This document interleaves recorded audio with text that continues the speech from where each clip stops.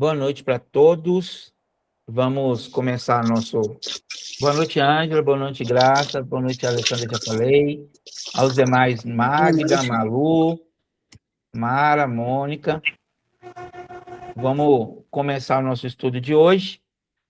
Nós falamos semana passada sobre o capítulo Jesus e o dever. Nós falamos sobre a questão de tirar o dever de uma possibilidade de ser uma obrigação para se tornar algo mais leve, mais transcendente no sentido da nossa execução. Boa noite, Mazilza. Boa noite a todos. Boa noite, Fred. Tudo bem? Tudo jóia?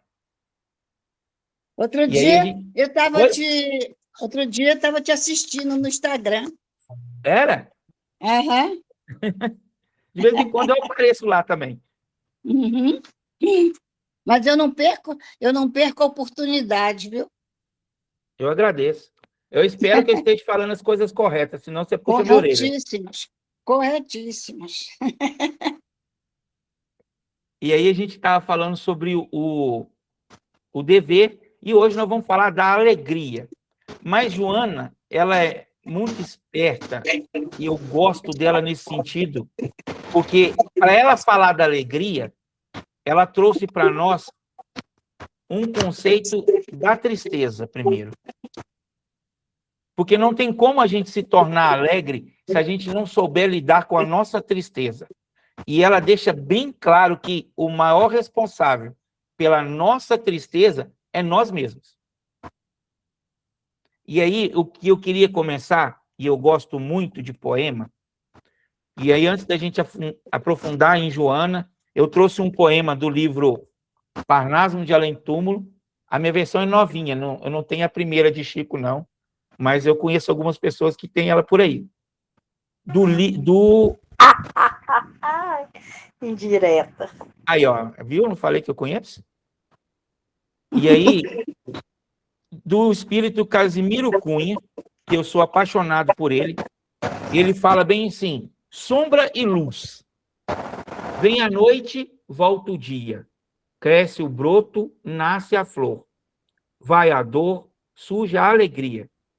Dourando o amanhã do amor, assim depois da amargura que a vida terrena traz, a alma encontra altura, a luz, ventura e paz. Por que eu trouxe esse poema? Porque ele fala de sombra e luz. A escuridão é a ausência de luz.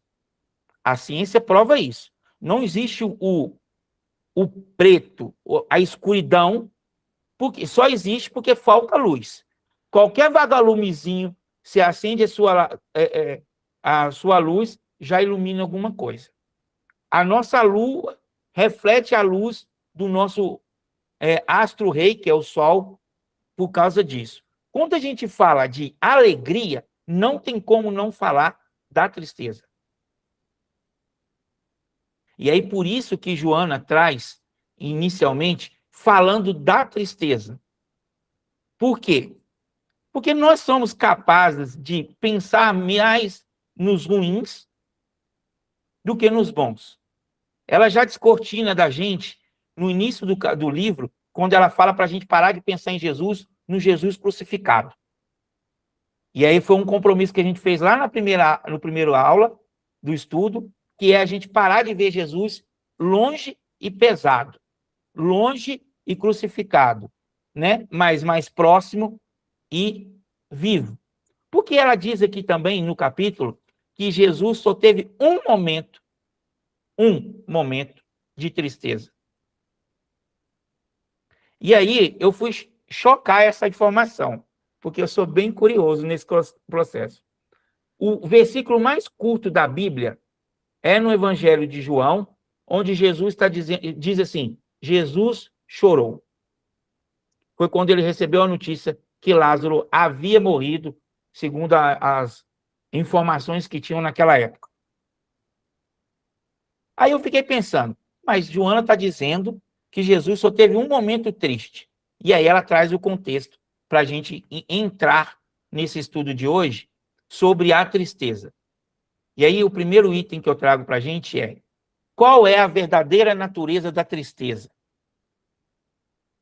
E aí ela traz 3 processos para a gente analisarmos, e ela deixa bem claro que não existe o terapeuta externo para esse processo. Ele vai nos auxiliar? Vai.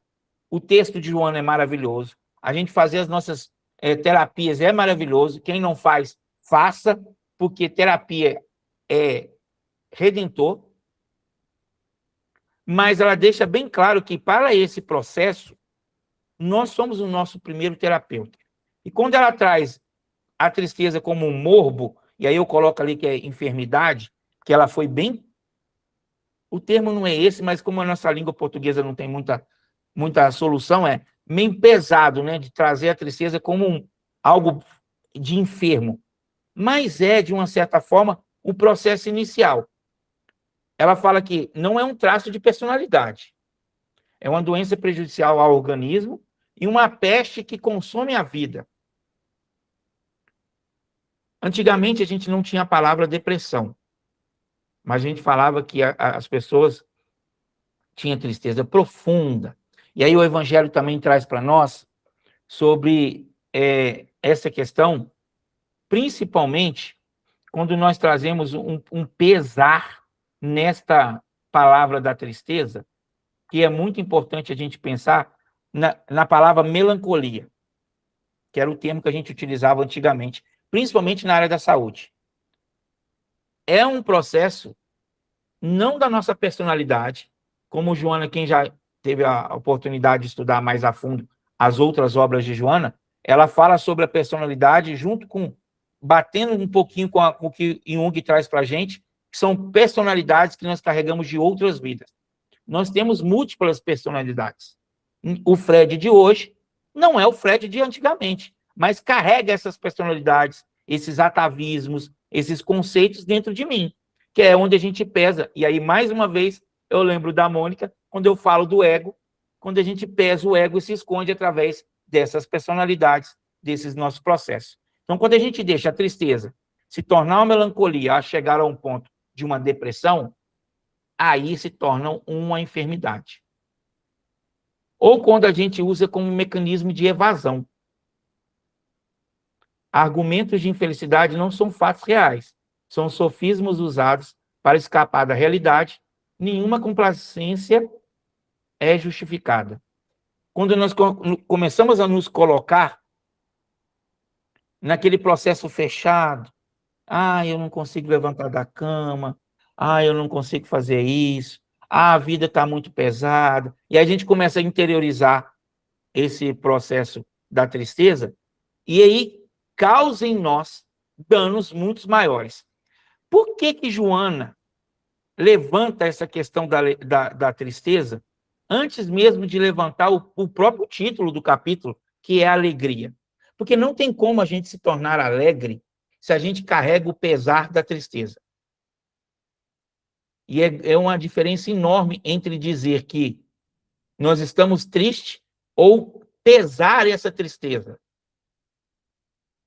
E aí, quando ela levanta esse processo, e aí eu trago aqui assim, tudo em tua volta é um hino de louvor. Está aí também no slide. De alegria, de gratidão a Deus. Observa o bem. Somente o homem, porque pensa, se permite empolgar pela tristeza, descambando para os surdos conflitos da rebeldia. E aí eu gosto de fazer uma analogia, quando a gente fala que somente o homem pensa, porque é verdade. Vamos analisar uma situação. Se você pega um animal, um cachorro, e prende ele no banheiro o dia inteiro, a primeira coisa que você abrir a porta, ele vai pular em você com alegria, que ele está te vendo e você está libertando ele ali. Agora, prende um ser humano lá dentro. Se ele não vai sair de lá resmungando e querendo brigar a todos os processos. Boa noite, seu Demêncio.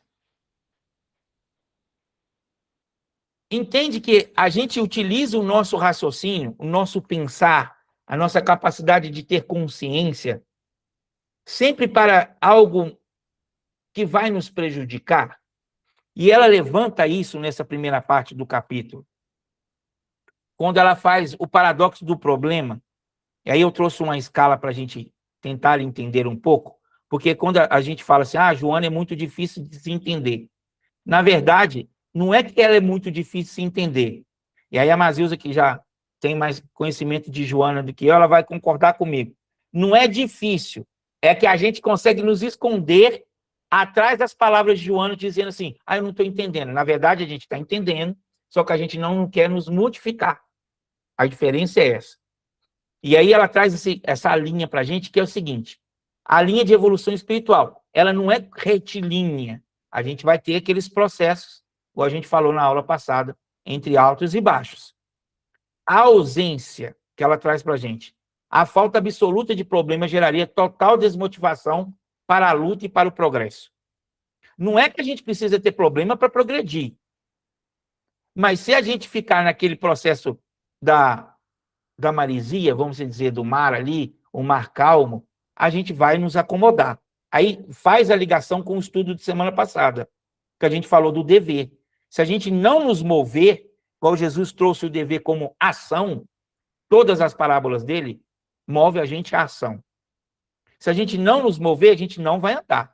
Se o barco ficar parado numa lagoa que não tenha vento e não tenha nada, se a gente não remar, ele não sai do lugar.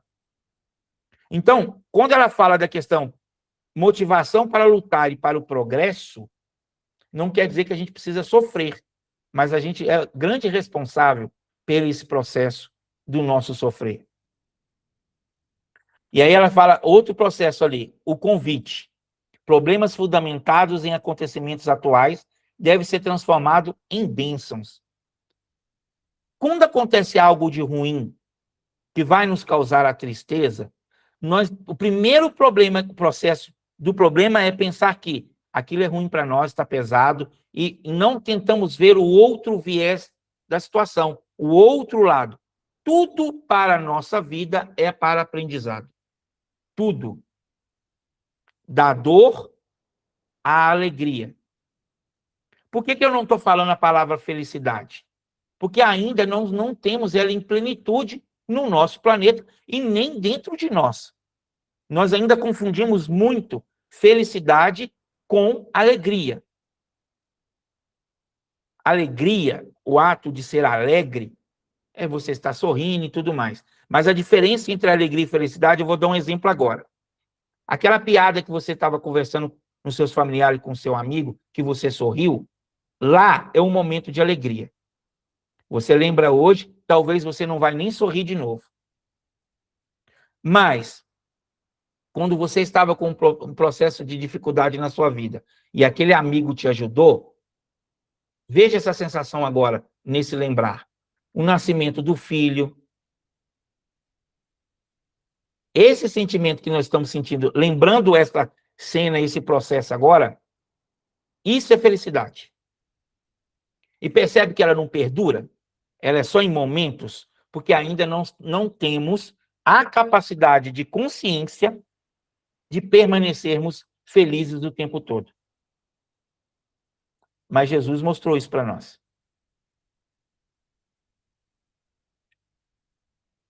A grande questão que ela fala é o convite para refletir, não para a gente nos afundar no desalento. A tristeza só ganha domínio apenas à medida que você cede espaço a ela livremente. Nós deixamos a tristeza dominar o nosso ser. E olha que nós somos, no nosso planeta hoje, o único animal, e é isso que a ciência nos mostra, que tem o raciocínio. Mas utilizamos esse raciocínio de uma forma prejudicial. Então, o que ela traz para a gente pensar também? Vamos tentar, porque não é fácil, mas é nas tentativas que nós vamos conseguindo prosseguir nessa evolução espiritual. Quando ela faz essa proposta do Jesus e a atualidade para nós, e é interessante que ela vem a cada capítulo mexendo numa caixinha dentro de nós. Ela abre a caixinha do dever, ela abriu a caixinha da humanidade, para chegar agora e trazer para a gente a caixinha da alegria. Ela falou da reencarnação lá e fala novamente agora. E quando ela traz a questão da raiz oculta da tristeza, ela traz duas. Bastante interessante para a gente analisar. Que são bem assim, a tristeza profunda, ela pode ter duas raízes distintas ou ao mesmo tempo juntas. Por quê? Porque quando a gente tem as reminiscências do passado, e é o passado também desta atual encarnação, a gente tem impressões pessimistas, organizada pelo próprio passado espiritual, alojada no inconsciente, ou nesta vida, quando a gente fica revivendo aquele processo. E aí a gente vai se afundando ainda mais na tristeza. E tem a repercussão obsessiva, que é a hospedagem mental e emocional de entidades. Ela fala malévolas, mas nem sempre ela vai ser totalmente no sentido do mal. Às vezes, o espírito faz a ligação mental conosco e ele nem sabe que está nos causando o mal. E aí a gente precisa pensar nesse processo. Na questão 459 do Livro dos Espíritos, no movimento espírita a gente costuma tratá-la só como obsessão. E lá pergunta se a gente sofre influência dos espíritos, e eles falam que é o tempo todo. Manuel Filomeno de Miranda, eu até anotei aqui, ó, no livro Tormentos da Obsessão, ele fala dessa ligação psíquica como plugs mentais, igual tomada, né? O macho e a fêmea e se encaixam, mas para que se encaixam, não dá para você encaixar uma tomada macho de 3 pinos numa tomada fêmea de 2 pinos. Não há essa ligação. Então, quando a gente fala de mente, que a obsessão é mental, ligação mente a mente, se não há essa ligação fluídica, não tem como a mente de uma pessoa vibrando em 60 Hz, um espírito vibrando a 120 se conectarem, não dá. Ou o médium, ou a pessoa, que todos nós somos médiuns, está vibrando a 120, um espírito vibrando a 60, não vai haver essa conexão. Mas quando a gente deixa as reminiscências pesar, a gente abaixa o nosso padrão vibratório, aí acontece esses processos. Aquele dia que você está se sentindo triste, é muito melhor, e ela traz essa reflexão para nós, a gente pensar e olhar à nossa volta o bem que nós temos em volta. Às vezes a gente não para pensar e nem analisar o contexto que nós temos à nossa volta como pessoas, como a gente ter uma casa, um local para dormir, onde outras pessoas não têm. Nós temos comida, nós temos um emprego. Inclusive, vou citar essa do emprego, que o meu amigo está até aqui, o Igor, e ele fala assim, às vezes a gente reclama de falar que o emprego está pesado, não sei o que, ele fala, agradece a Deus que você pelo menos tem um emprego. É ver o lado bom da história. Pode ser que a gente tenha um processo que está nos causando uma tristeza lá? Claro que pode. Mas tem outras pessoas que estão tristes porque não têm um emprego. E aí a gente abre essa repercussão para a obsessão. E aí, ela traz uma matriz, e eu tentei esmiuçar para nós, para que a gente possa discutir um pouquinho, diagnóstica dessa enfermidade mental. Porque toda enfermidade, toda, começa na mente do nosso eu-espírito. Tudo começa ali. Qualquer. Até aquelas que manifestam no nosso corpo físico de uma forma grosseira, como o tumor, como o câncer, começa no nosso espírito, no nosso eu-espírito. Então, deixa eu ver aqui. O senhor Demétrio está dizendo, em tese, a filosofia diz que felicidade tem um fim em si própria, mas todos buscamos meios para ser feliz. Sim, isso faz parte da nossa essência, Demétrio. O nosso intuito como seres criados simples e ignorantes é nos tornar perfeitos relativamente e felizes. Por isso a gente vai galgando na evolução. Mas nós não podemos ficar presos somente em ser só feliz. Porque para os espíritos puros, a felicidade não tem sentido de ser somente para com eles. A maior felicidade do espírito Bezerra de Menezes foi pedir para ficar no Brasil, e coitado que esse pedido dele falou, enquanto tiver uma alma brasileira sofrendo, eu não vou para outro lugar. Ele vai ter um bocadinho de trabalho. Mas a felicidade dele é auxiliar. Então, quando a gente tira o peso de ser feliz para trabalhar, a gente acaba sendo feliz nesse processo. Então, ela traz ali, entre a obsessão e a reminiscências, o arquivo de inconsciente do pessoal. E aí o outro envolve entidades encarnadas. Qual é o mecanismo de ação dessa tristeza em nós? E é aí que traz a essência de Joana, a autoanálise, a autocrítica, que é muito difícil, porque normalmente quando a gente está fazendo isso, no ato da balança, quando é algo pejorativo ou pesado, a gente alivia com a mão, né? A gente vai dar aquela roubadinha no peso, porque a gente não quer assumir que a gente tem aquela dificuldade a ser melhorada. Então, quando a gente só está na reminiscência, surgem impressões pessimistas contínuas, aqueles pensamentos obsessivos no sentido de constância. E aí, quando envolve a obsessão, a gente tem um contato hipnótico facilitando por sintonia de faixas psíquicas. Então, a gente precisa moldar essas faixas em nós. Qual é a solução? Esta é a parte importante. Alijar impressões sob pressão de ideias novas, agradáveis e positivas. É fácil? Não é. Mas não é impossível também. Quebrar a sintonia e recusar a hospedagem emocional dessas entidades. Aí é um ponto que eu vou levantar. Por quê? Porque quando nós estamos tristes, ou no processo já da depressão, é muito difícil a gente compreender que talvez a gente deu guarita, e o termo é bem esse, a essas entidades para nos levar à tristeza ou a cometer outros tipos de situações que vai nos complicar. Primeiro processo é a autoanálise. Quando a pessoa está triste, ela não consegue analisar nada. E aí, nós que estamos por fora desse processo, não é dizer à pessoa o tempo todo que ela está depressiva, que ela está triste. Isso vai torná-la pior. O que nós precisamos e a proposta de Joana aqui, é tentar mostrar em volta situações agradáveis que faça com que a pessoa mude um pouquinho essa faixa para que ela possa se modificar. Pode falar, Mazios. Então, nessa parte da solução, em relação a reminiscências do passado, não só retirar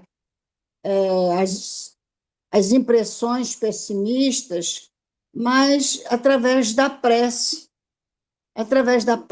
de uma boa música, de uma boa leitura, da convivência com pessoas alegres, otimistas. Tudo isso facilita muito a retirada, né, da melancolia, da depressão. E quanto mais você se isola, mais adoecido você se torna, né? Então, a busca do convívio social não é fácil para o depressivo, porque ele se encarcera, né? Mas a estimulação daqueles familiares que estão ali próximos, estão observando uma diferença de comportamento, então, estimular essa pessoa a buscar um convívio social e ouvir boas músicas. Eu acho isso fundamental para a retirada desses pensamentos de tristeza, de autodestruição, né? Que quer queira, quer não, a tristeza traz essa baixa autoestima e sempre na busca até de uma autodestruição, né? Traz mesmo. E um ponto importante que você levantou, Maziso, que Jesus disse para nós, está lá no Evangelho de Marcos, orai e vigiai. E quando ele traz primeiro o orar, é para que a gente, agora juntando com Joana, a gente quebra essa faixa vibratória, tanto nossa das reminiscências, quanto da questão das obsessões. Porque quando a gente ora, e a ciência prova isso, nós ativamos no nosso cérebro do lóbulo frontal aqui, a maior produção de dopamina. E quando a gente aumenta a dopamina, a gente aumenta a escassez de cortisol no cérebro, que é o hormônio do estresse, que deixa a gente para baixo, ou vai para o ataque, ou se fecha. Quando a gente aumenta a dopamina, a gente aumenta a nossa capacidade de receber informações. Aí é o tchan da prece. Porque a prece não é só petitório, igual a gente costuma fazer. Mas quando a gente começa na prece, que seja uma frasezinha de agradecer, a gente amplia a nossa capacidade de receber essa influência. E aí quebra exatamente o que você está dizendo.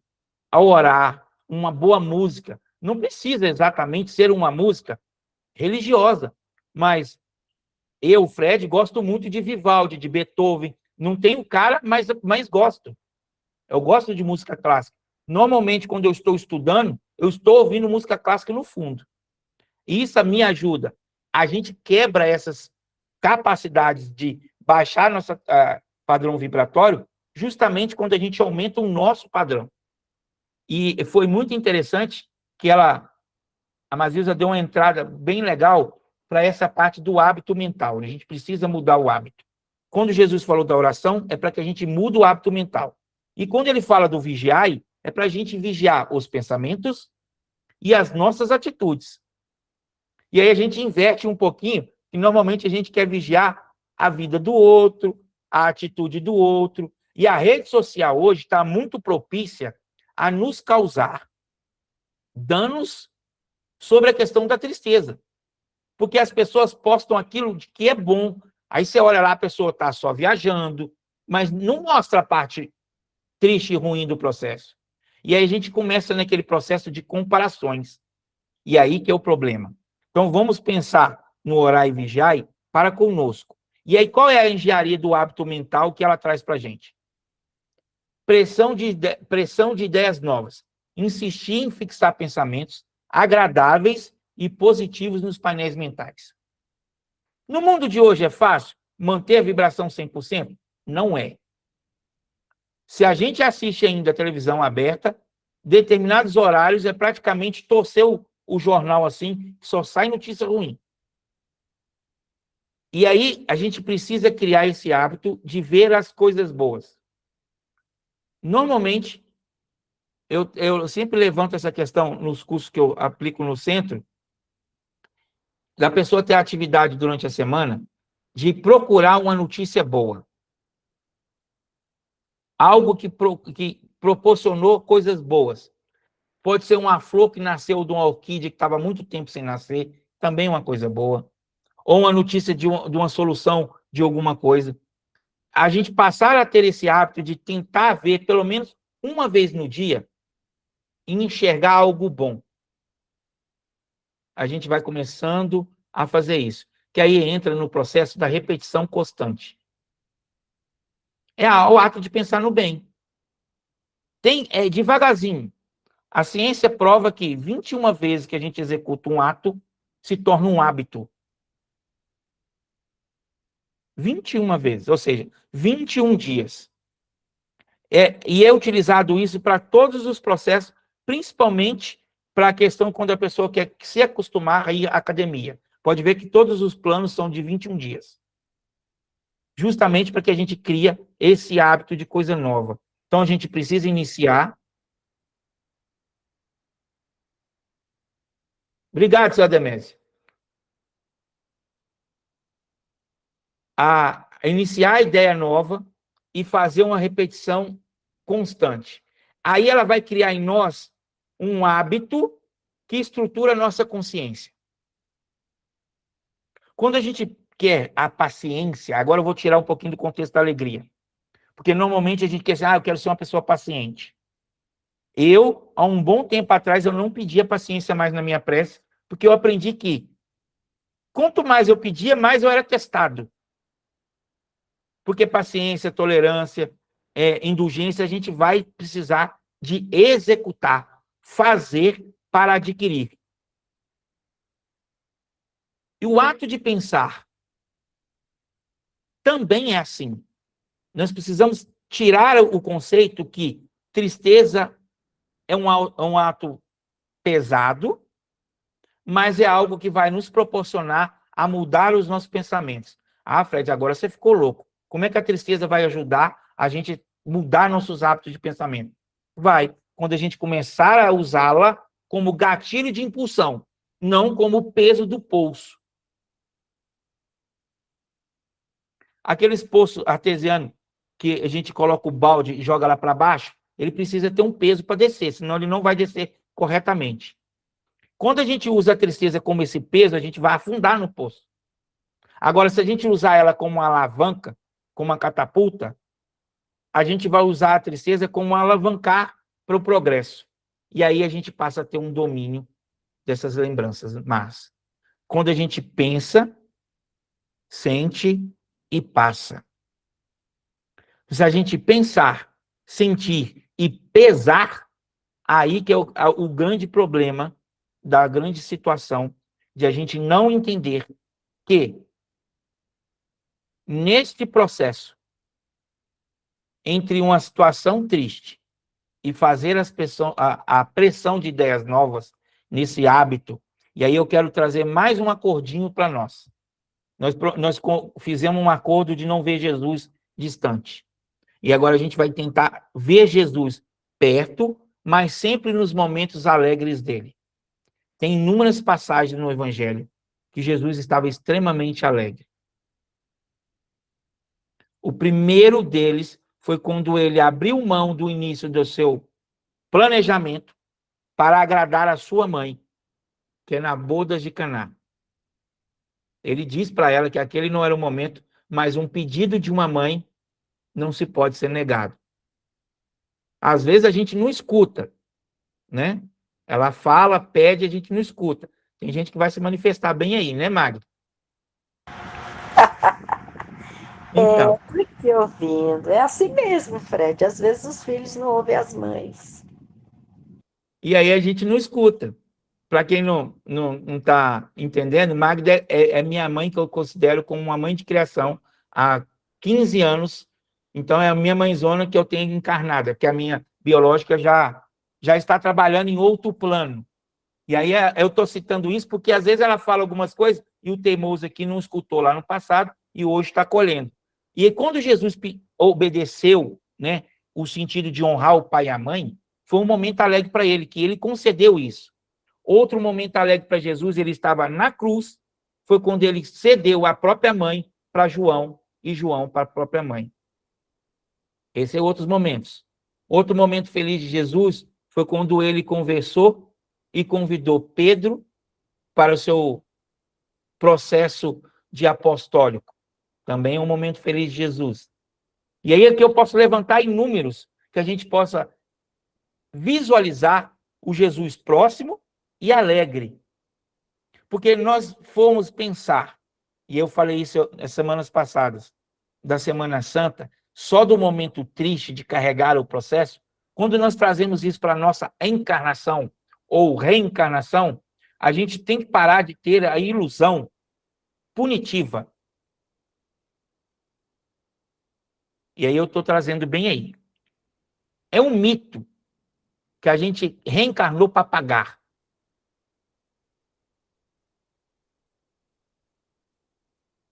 Não foi no sentido pesado. Ah, você vai reencarnar porque você precisa pagar o que você deve. A crença que você reencarnou apenas para pagar, viver como um condenado aos galés nas sombras do remorso inútil ou no charco das lágrimas perdidas. Vamos tirar este pesar, esta culpa, porque a culpa é afundar no poço. A culpa é a pedra que não deixa a gente progredir. E aí, quando nós trocamos a culpa e a tristeza para a alegria e a responsabilidade, que é a realidade da nossa encarnação, a realidade do progresso como homem integral, igual a Joana fala, no sentido de humanidade, quando Joana traz para nós também da consciência livre, quando ela traz para a gente do livro de autodescobrimento, e aí a gente pode citar aqui alguns processos que ela está libertando nós dessas amarras da culpa. O propósito é ressarcir com amor. A gente não tem aquele compromisso pesado. Deus não quer prejudicar o pecador, ele quer acabar com o nosso pecado. Ele quer a nossa redenção. Então, ele, em momento algum, como pai, ele vai nos pesar nesse processo. Nós somos, igual a Joana fala, um candidato a comer das montanhas. Ou seja, é subir. O processo é crescer. Se a gente pesar, não crescemos. É igual amarrar uma pedra no topo de uma árvore crescendo, que ela vai crescer e vai começar a se envergar para baixo, porque ela está pesando ali.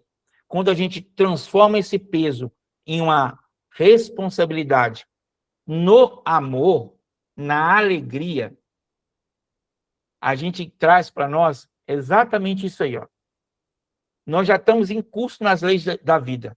Isso é fato desde quando nós somos criados por Deus. E aí a gente tem dois caminhos. Ou do amor, ou da dor.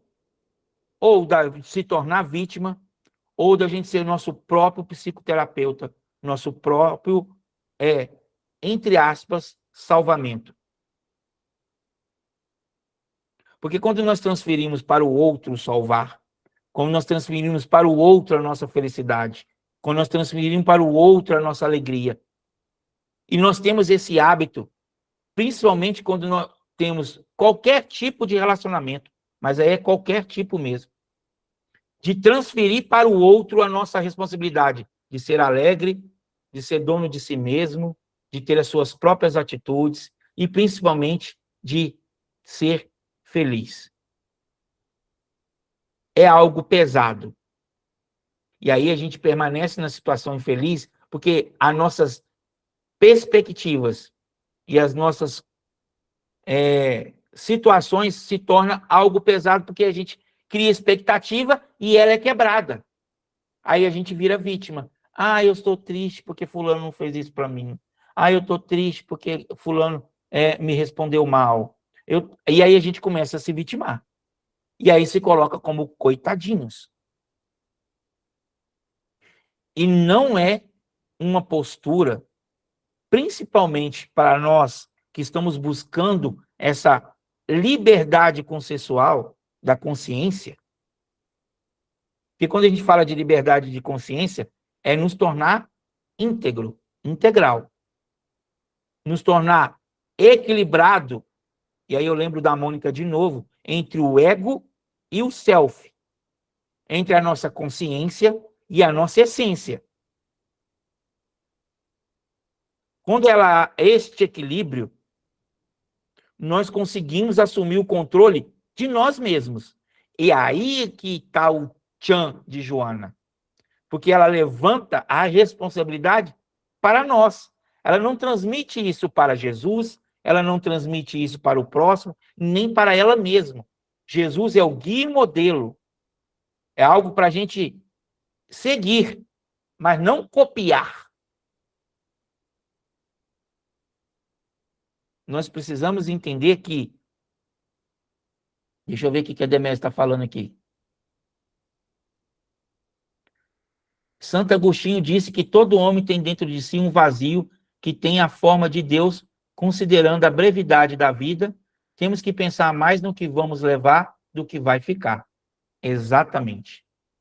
Este vazio dentro de nós é o que a gente está buscando preencher com as nossas qualidades e com a nossa melhoria. Só que o grande problema é que dentro desse baú do vazio interno, que é a briga, né, entre o ego ferido, que não é o ego que vai fazer a gente avançar, com a nossa essência que nós já adquirimos e estamos nos tentando alavancar, principalmente na questão da alegria, que é o capítulo de hoje. Nós jogamos dentro desse baú, seu Ademésio, tudo que é de ruim. E deixamos de fora o que é de bom. Quando nós pensamos nas coisas materiais, que não vamos levar. Do pó viemos, do pó voltaremos. Isso é a questão do corpo, né? No universo, nada se cria, tudo se modifica, na verdade, se transforma. E é essa transformação que a gente precisa fazer no eu espiritual, que é a nossa essência, o nosso self, para que ele consiga moldar o nosso ego, principalmente para não cair na vítima de si mesmo. Quando a gente assume as rédeas da nossa vida, e aí eu digo vida, a vida espiritual no sentido de espírito eterno, consistente no progresso, quando a gente assume essa rédea, não tem caos nenhum em volta de nós, nenhum que vai nos abalar. É aquele famoso, o mundo está caindo e você está ali firme. Vai sentir? Vai sentir. Mas o sentir é o que nós vamos deixar atingir. Porque, trazendo a questão, principalmente que a gente costuma usar como vítima, a gente só vai se sentir ofendido se a gente deixar. A gente só vai deixar a tristeza nos carregar se a gente deixar. E Joana fala isso aqui para nós. Principalmente quando ela faz assim, ó. Essa nostalgia deprimente que te aliena e consome é adversária cruel, a que te entregas livremente, sem reação, ampliando-lhe o campo de domínio à medida que cede espaço. E ela termina dizendo que nós cedemos o espaço, que é exatamente esse processo interno que nós estamos buscando. Quando ela traz e fala o título Alegria e fala-se mais de tristeza, o que Joana quer trazer isso para nós? Antes da gente adentrar agora no contexto que ela trouxe, o contexto psicológico dela, e agora ela vai trazer o Jesus analisando no prisma dela, que é a próxima parte que nós vamos falar agora. Quando a Joana traz isso para a gente falando da tristeza, ela quer que a gente levante dentro de nós a bandeira de que nós somos donos de si mesmo.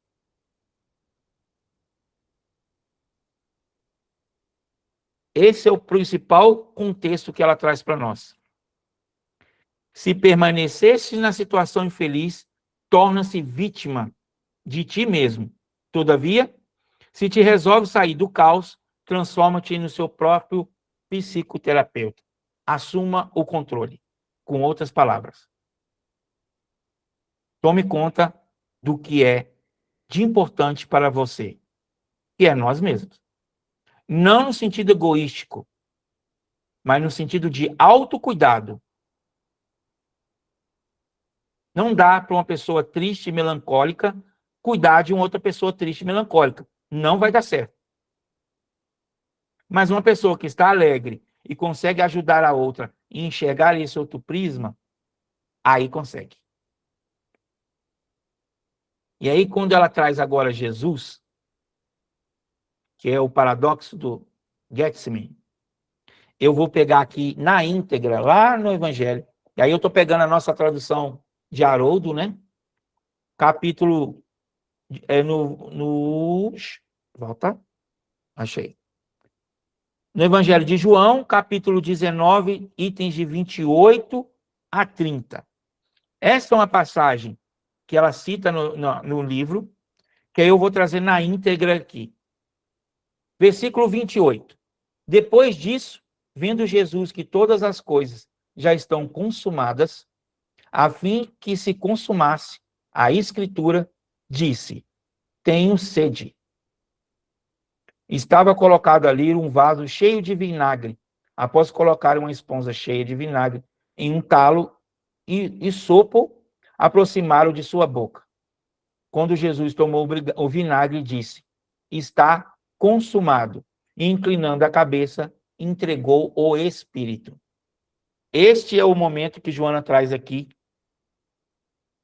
que ela fala bem assim: Jesus apenas uma vez deixou-se vestir de tristeza e de amargura. E aí ela explica que a vida de Jesus foi inteiramente pautada pelo júbilo, inteiramente, mesmo aquela que a gente analisa que ele chega no templo e derruba tudo. Percebe que Joana fala que foi pautada pelo júbilo. E ela fala que nesse momento foi a única vez que ele se deixou vestir pela tristeza. Lembra que eu citei lá atrás a passagem do próprio Evangelho de João, que Jesus fala, tem o versículo mais curto da Bíblia, que é Jesus chorou. Ele ali sentiu, mas não se vestiu pela tristeza. Por isso que eu levantei lá para a gente pensar junto aqui agora. Ele sentiu, porque ele é amigo próximo de Lázaro, mas ele não se deixou se vestir e se pesar pela tristeza. Mas neste momento, ele se entregou a isso porque ele percebeu a amargura enquanto seus amigos dormiam. E quando ela fala dormir, não é no ato de dormir de sono, não. É dormir na consciência. Não tinha despertado ainda para o ato, o processo que Jesus veio ao mundo material, encarnado. Qual era o processo de Jesus nesse? Era trazer o reino de Deus. Aí está a morada da nossa felicidade. Quando nós descobrimos que o reino de Deus não é algo externo, é algo interno. E ele não foi uma derrota para Jesus, até porque ele disse, eu venci o mundo. E venceu.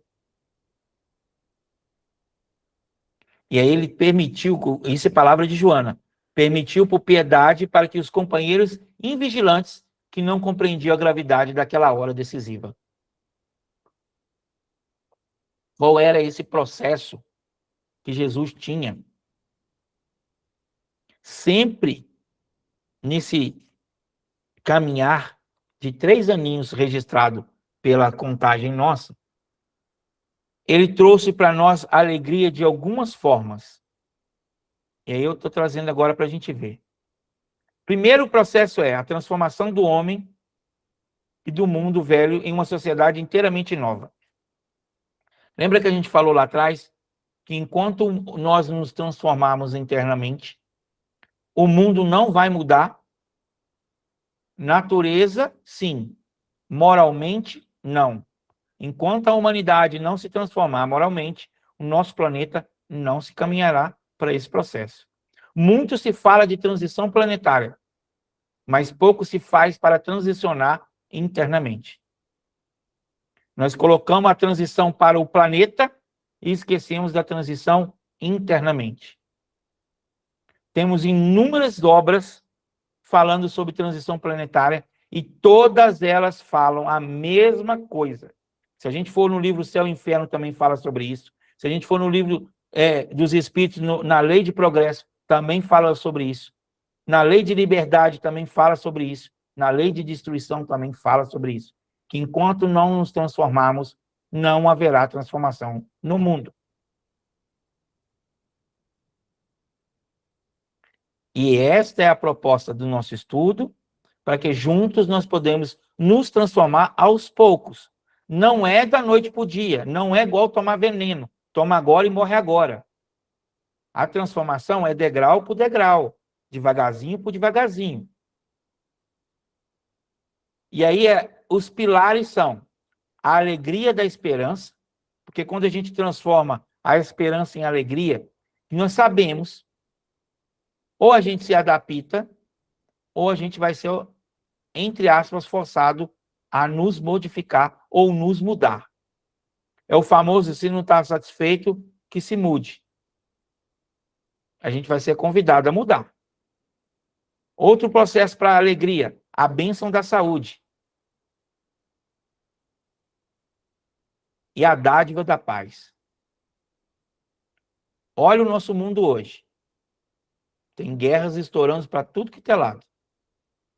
Mas nós estamos num país que ainda não tem guerra. Mas quem cria a guerra no nosso país somos nós mesmos. Por N motivos que não cabe nem a gente adentrar agora, para a gente não fugir do contexto do estudo. Mas a gente não fica procurando não ter paz. Nós temos saúde, mas questionamos a nossa saúde do jeito que ela é. E qual é a esperança que a gente está cultivando? Porque se a gente tem paz, se a gente tem saúde, se a gente pode ter esperança, qual é o processo que está impedindo a gente ser alegre? Ou ainda é o pesar da tristeza que a gente, como diz Joana, deixa dar morada dentro de nós?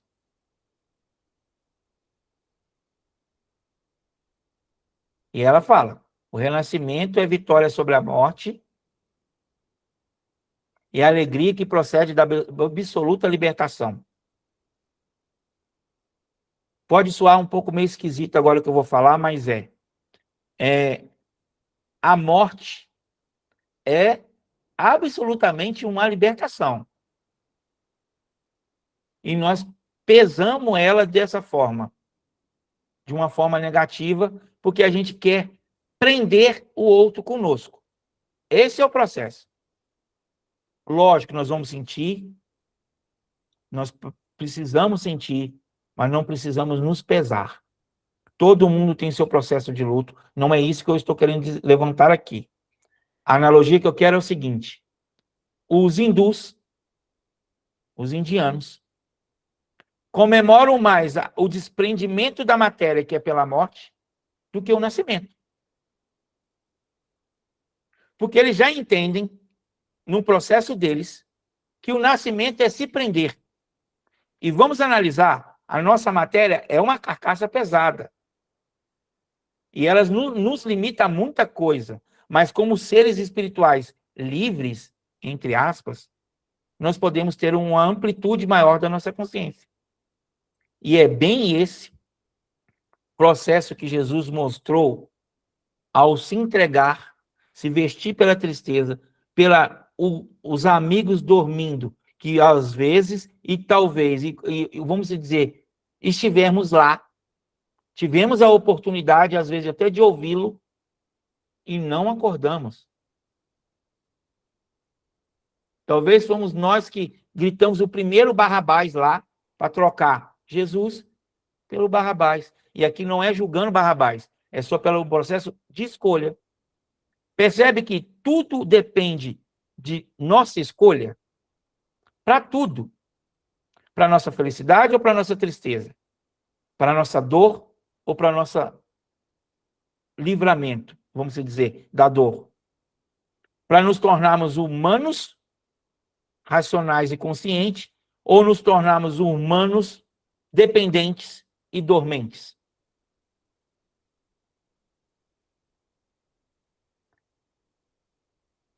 E aí essa questão que eu queria levantar para que a gente analisasse nessa questão do autoexame sem piedade. Realize um encontro sincero consigo mesmo. Examine-se melhor, mas sem deplorar a situação que se encontra. Por que o autoexame sem piedade? Porque se a gente colocar piedade para conosco, nós vamos aliviar tudo, usando escusas para qualquer tipo de processo.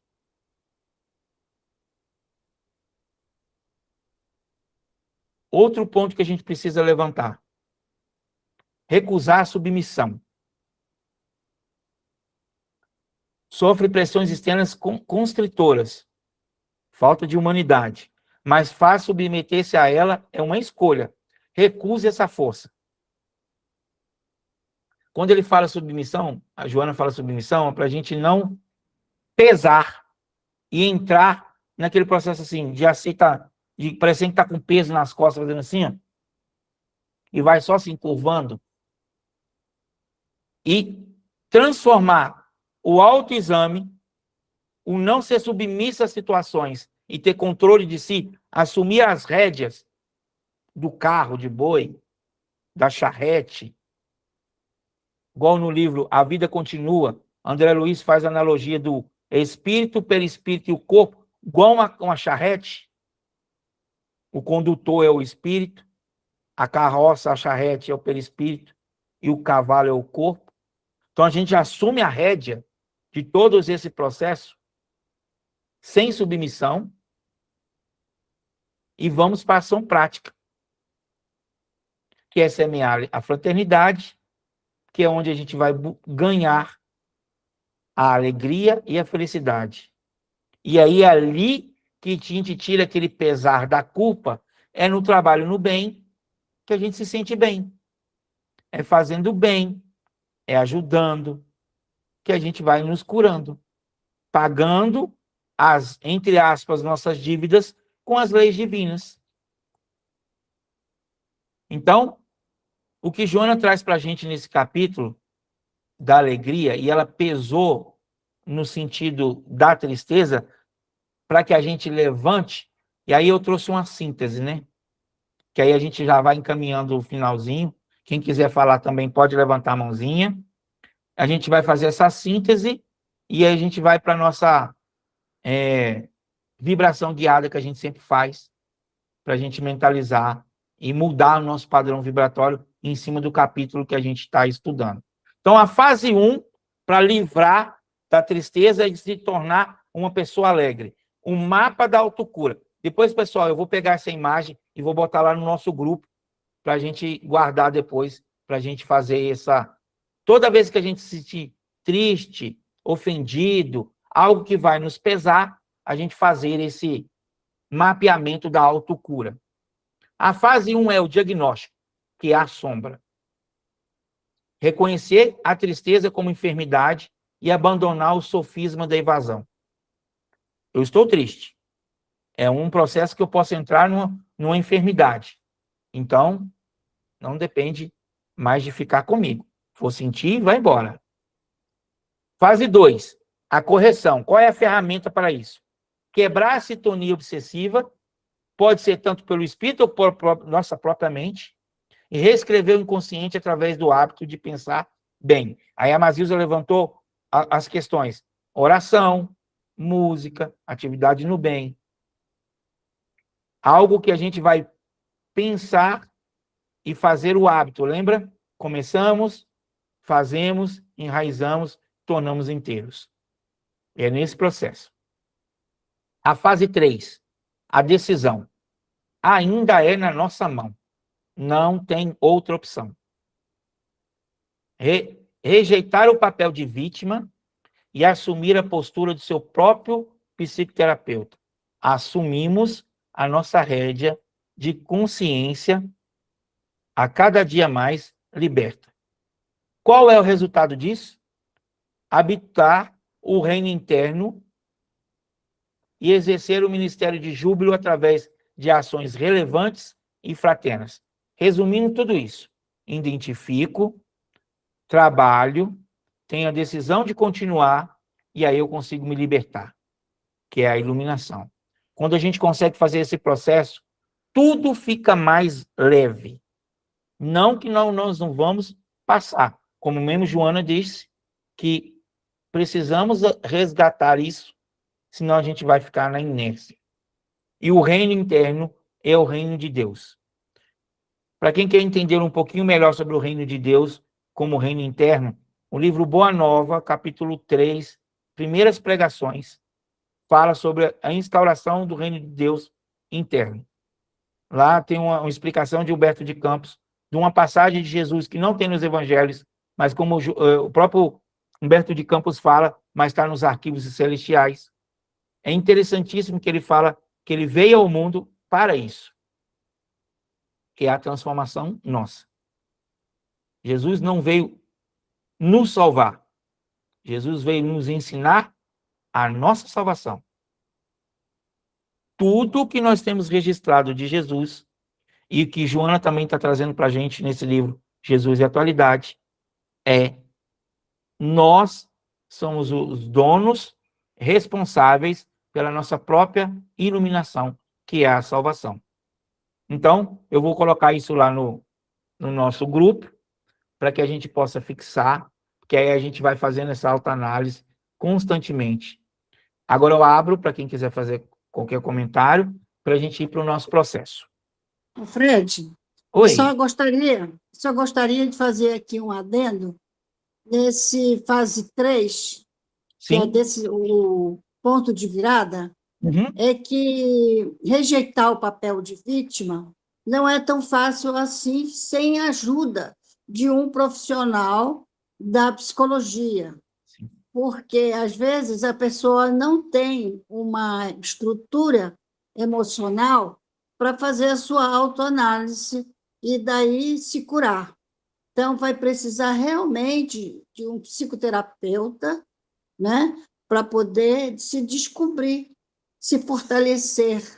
Não é criar uma dependência, Sim. mas para se fortalecer emocionalmente e buscar a causa de sua tristeza, da sua melancolia. Às vezes está vinculada a um luto recente ou um luto já do passado que não conseguiu superar, né? Então, tem algumas coisas que devem ser vistas também. É só isso que eu gostaria de acrescentar. Sim, foi Obrigada. ótimo, porque é igual a gente já até comentou em outras aulas que a ajuda externa é muito importante, principalmente da terapia, né? E é assim, por mais que nós fazemos terapias, Ângela, eu já te dou a palavra, tá? Por mais que a gente faz a terapia, a gente também precisa abrir o gatilho, e Daniel dizia muito isso nos estudos que a gente fazia,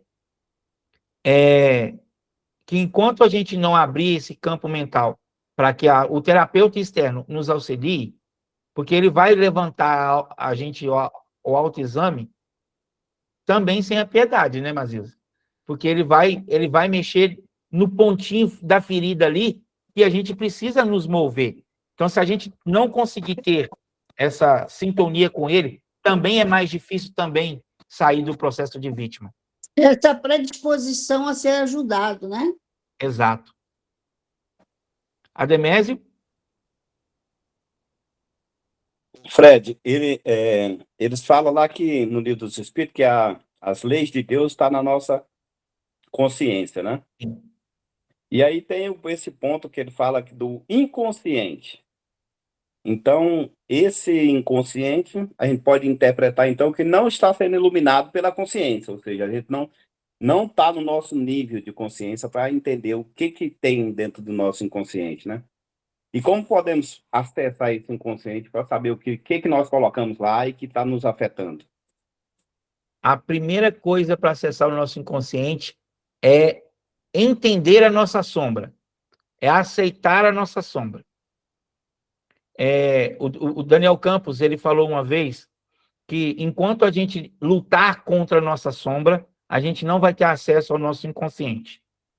Quando o senhor citou a questão 621 do Livro dos Espíritos,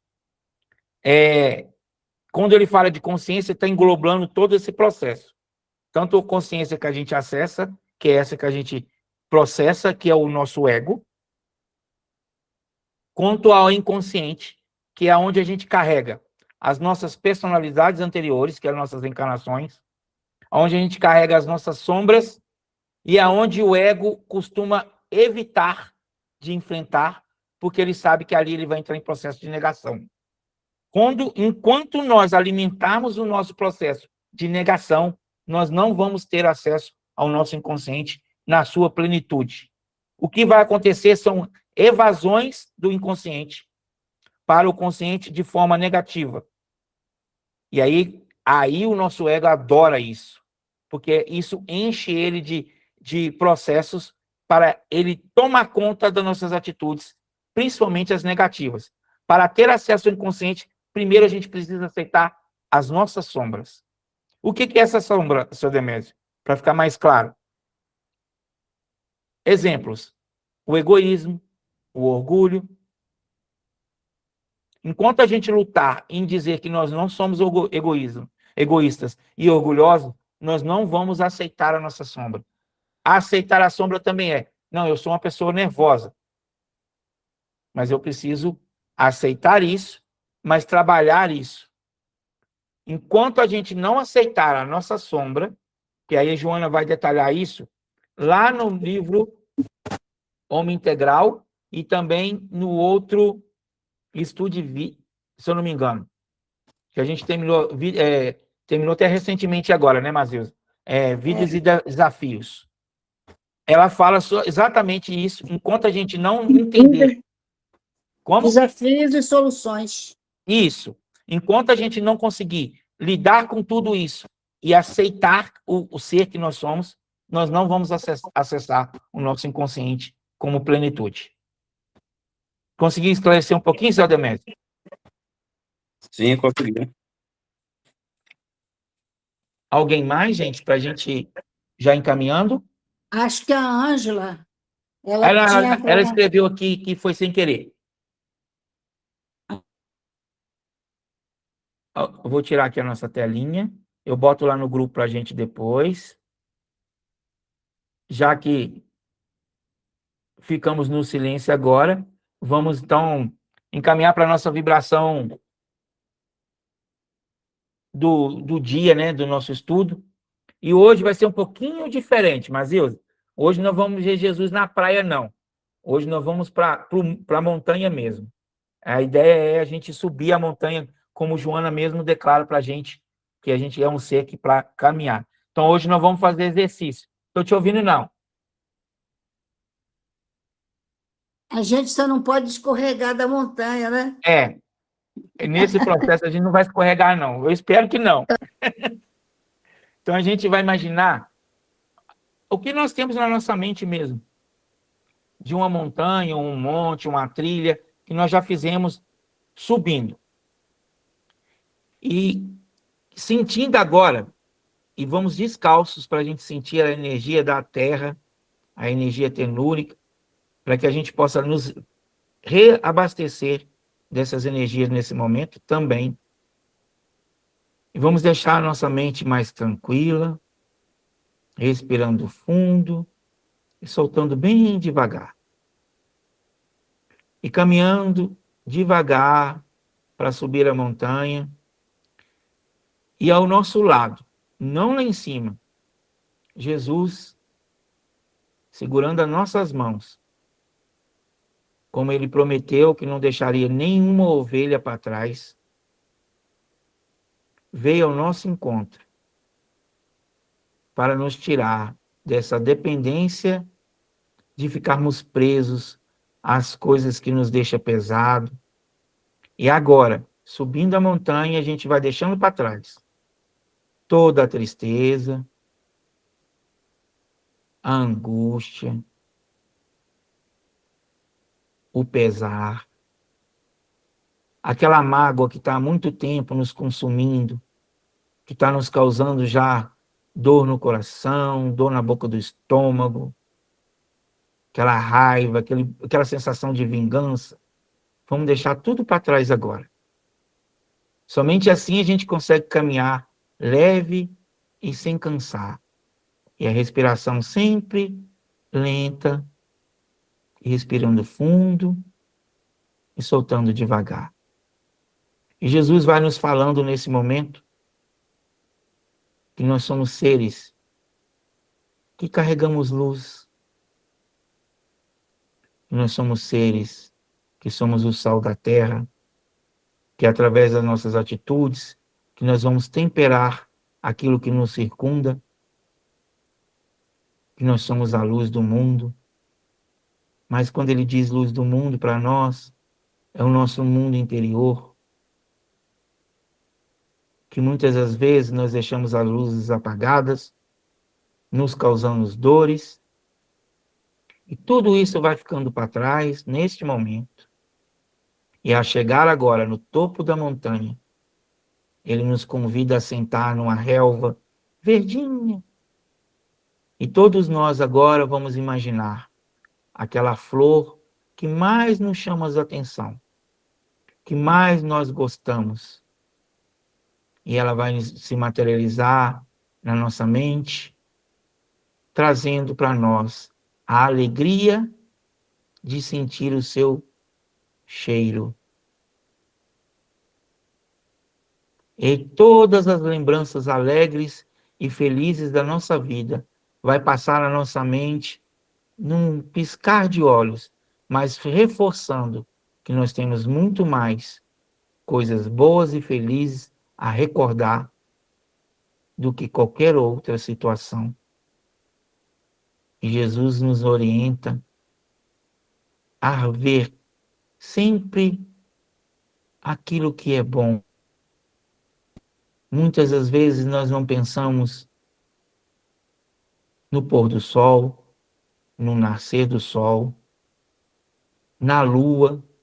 Há quanto tempo a gente não olha para a lua? Tudo isso, Jesus nos mostra que enquanto nós permanecemos leve, nós vamos continuar a progredir com mais tranquilidade. E continuando a respirar fundo e soltando leve, vamos retornando, descendo o caminho, agora mais pleno de si mesmo, agora mais dono de si, entendendo que nós precisamos assumir este controle, para que os descontroles do exterior não nos controlem. E assim, plenos, respirando fundo, agradecemos a Jesus. E Jesus derrama essa luz por todo o nosso país, por toda a nossa Brasília, para nas cidades que nós estamos. Cada um de nós agora vamos pensar na nossa cidade, que essas luzes também vai se estender. E que nossos familiares, nossos entes queridos, todos eles, que nós mentalizamos agora, também vai receber todas essas bênçãos da equipe que nos auxilia no nosso estudo. E assim, retornando, respirando tranquilamente, agradecemos Jesus por mais uma vez a oportunidade de aprendermos para executarmos. Que o Senhor esteja conosco sempre, perto e alegre como o Senhor sempre foi. E assim seja.